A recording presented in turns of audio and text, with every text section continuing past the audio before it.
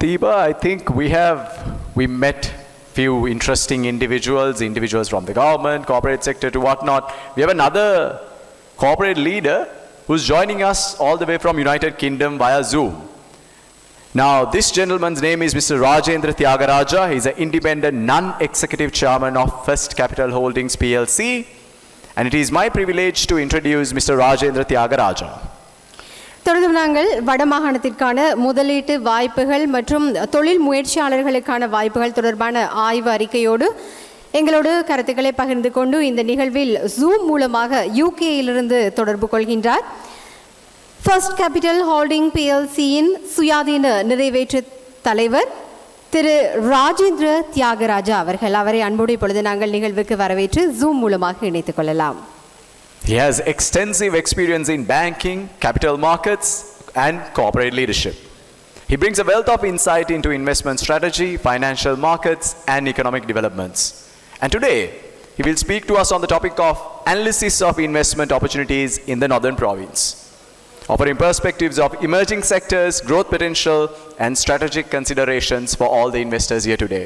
Without further ado, please welcome, ladies and gentlemen, joining us on Zoom, Mr. Rajendran Thiagarajah.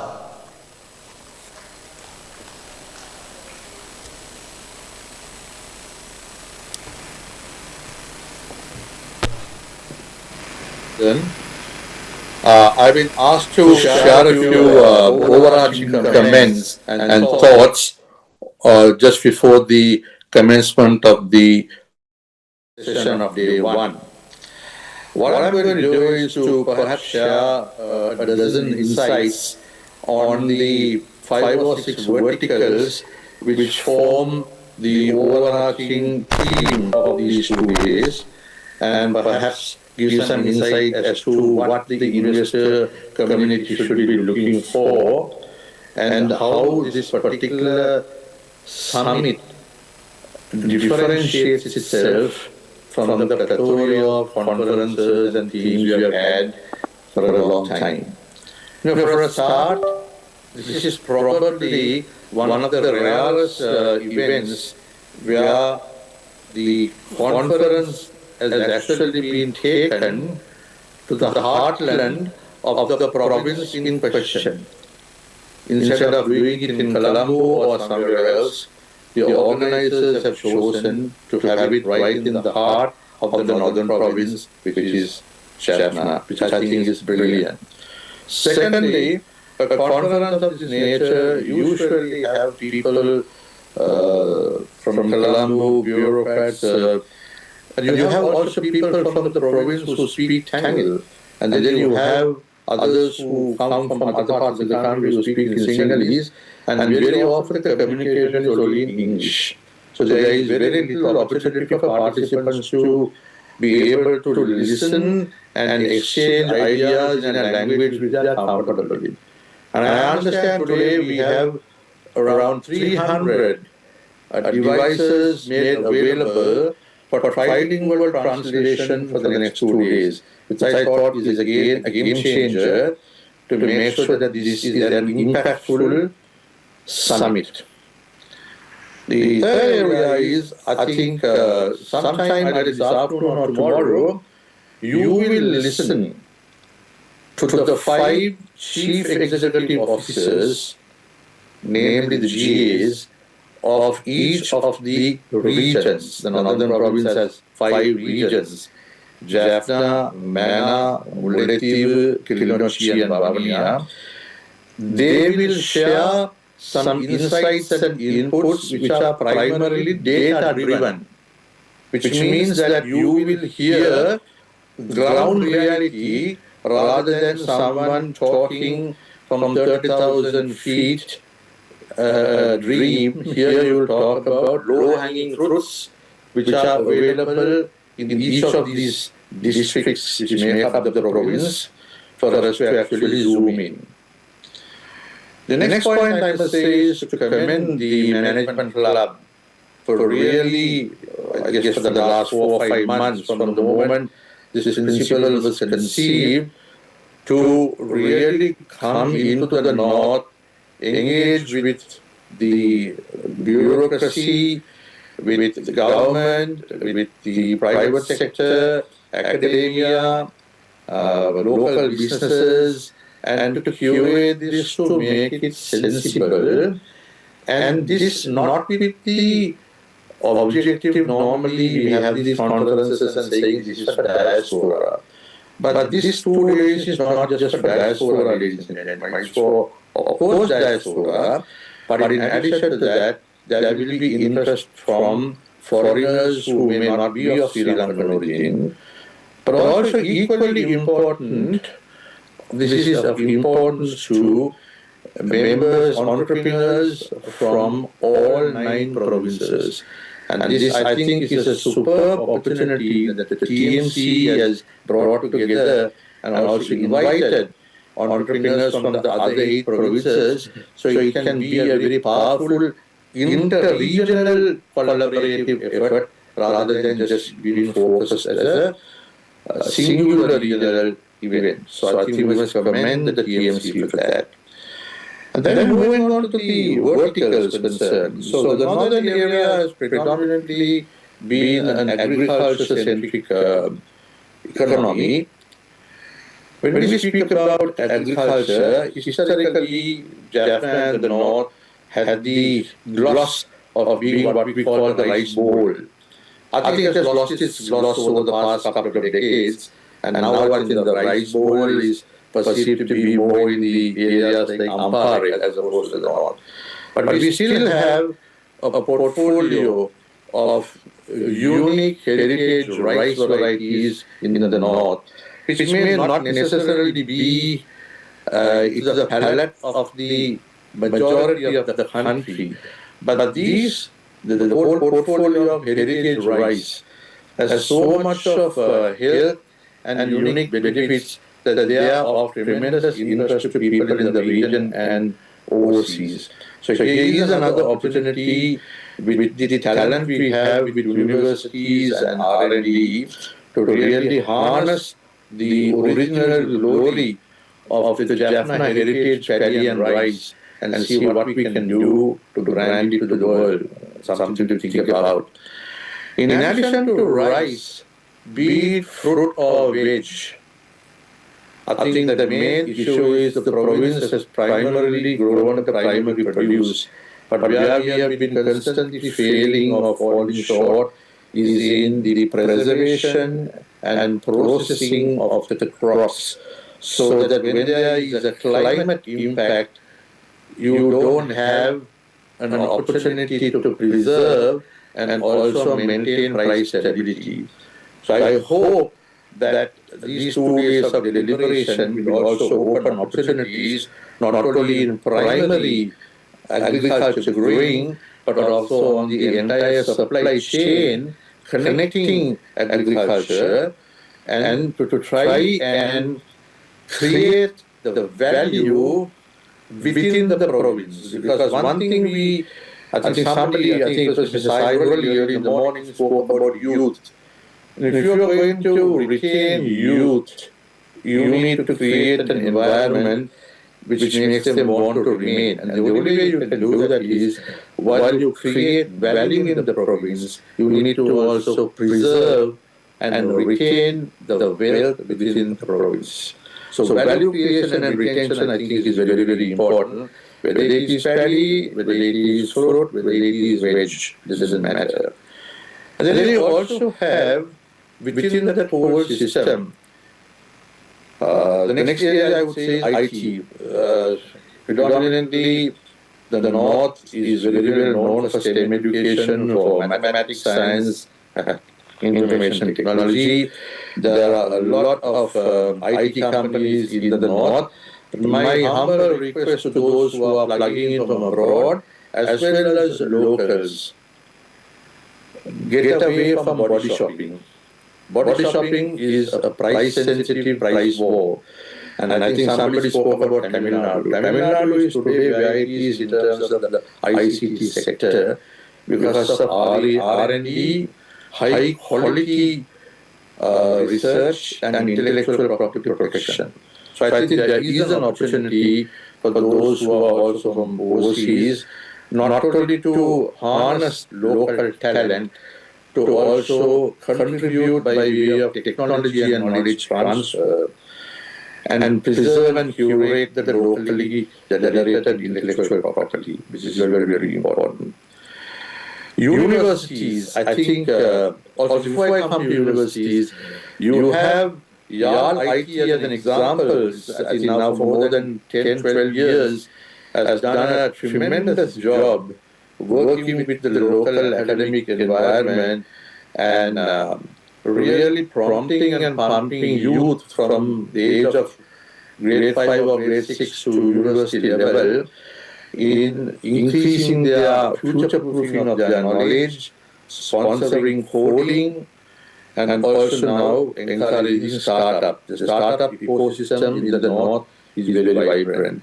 And I again urge those who are connecting from overseas to please look at some of those startups and see what we can do to fuel them and take them to the market.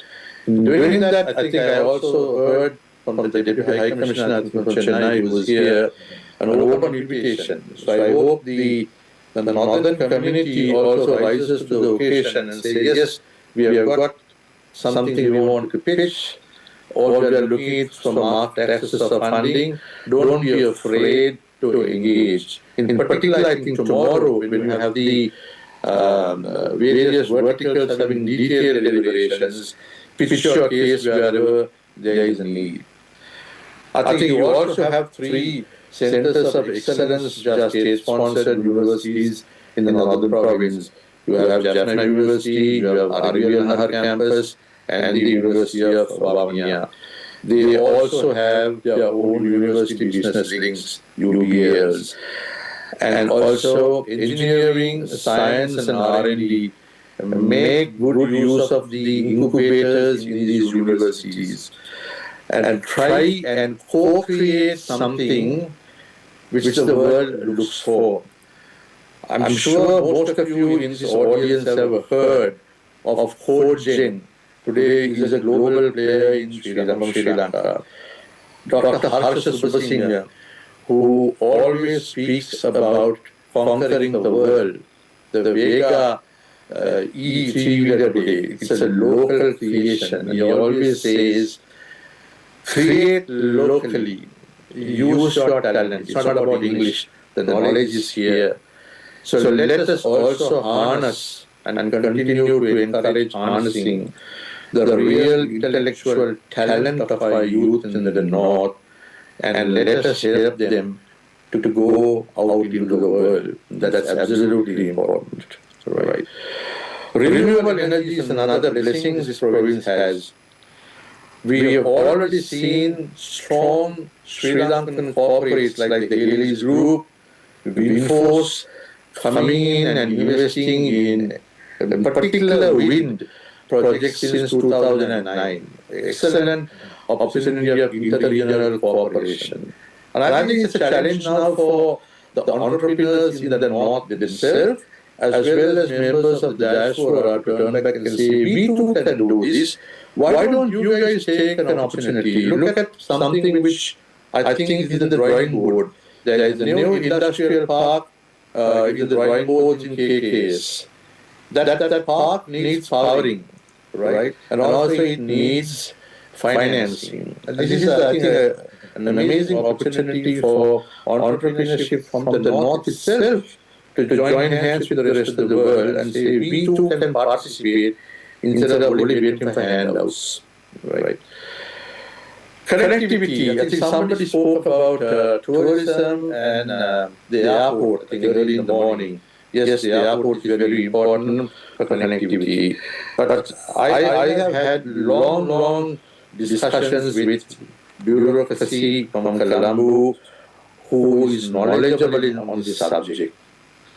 And I think one thing we need to be mindful in our aspirations, don't suddenly expect Airbus 320 or a 380 to come and land in Malawi. Start small.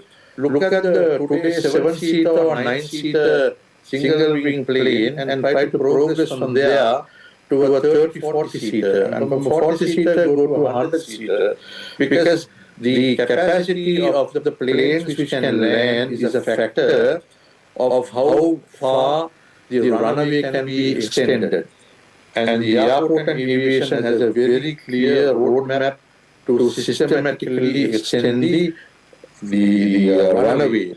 And I think any investment in air traffic has to be correlated to that. So I hope that that will also be taken seriously. And for those who are interested in aviation and air traffic in the north, I again urge you, look at the best case study you can have, which is less than 1 hour from where you are. The Cochin case study, 1997 to date, see how that airport has expanded and how that has worked as a PPP and the success story. It's all available for us to look at. Don't forget the youth. I think Sai only kept on speaking about the importance of youth. Future-proofing of education and good quality health is absolutely important to retain youth in the province. If not, once they get educated, they go in search of other urban cities, showing them areas of entertainment and better life. And once they go out, it's very difficult to get them to come back. And there is an equal opportunity in this investment summit to look at what are the elements other than education which are important to retain the interest of youth in the province. Take serious note of that as well and consider investing. And when we look at future-proofing of education, it's not only about STEM. North has been very famous for STEM. But remember, in addition to that, if you look at the Tamil Nadu story, their main competitive weapon, in addition to the knowledge, is the caliber of English. I think we have lost it over maybe 3-4 decades. It's still not too late to start to top up the quality of English education for youth. And that is the only way they can not only compete in Sri Lanka, but across the regions and globally. So look at also educating and investing in education. The other thing for us folks is any province, if private sector is getting involved, be it from overseas or locally, it has to work with a functioning bureaucracy. The bureaucracy must be strong, must be confident, must be knowledgeable. So it's absolutely important that investment is also encouraged in the areas of social science, administrative and management education to top up the caliber of our public sector bureaucracy in the province to rise to the occasion and meet the expectations of the investment community. And finally, the key to all these conferences, ladies and gentlemen, is follow-up. I hope the management club with the organizers will actually compile a summary of the outcomes of the 2 days of deliberations. And there is no way that this will be a means to an end. It's only the start. And you will have multiple deliberations, multiple views expressed. You will not be able to hit at everything. Even if we distill, sanitize and start with maybe 20-25% of the ideas which come out, it's a part of a roadmap. So let me wish the organizers and the participants a very highly successful next 1.5 days. And I hope this will be the beginning of what we can do as a team to increase the GDP of this northern province, which is today contributing less than 4% of national GDP. We should aspire to crack 10% in the next 5 to 6 years. Wish you all the very best. Thank you very much.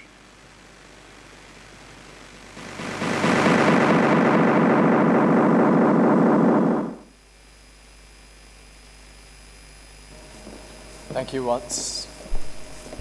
Thank you once again, Mr. Rajendran Thiagarajah, for joining us all the way from United Kingdom despite his busy schedules.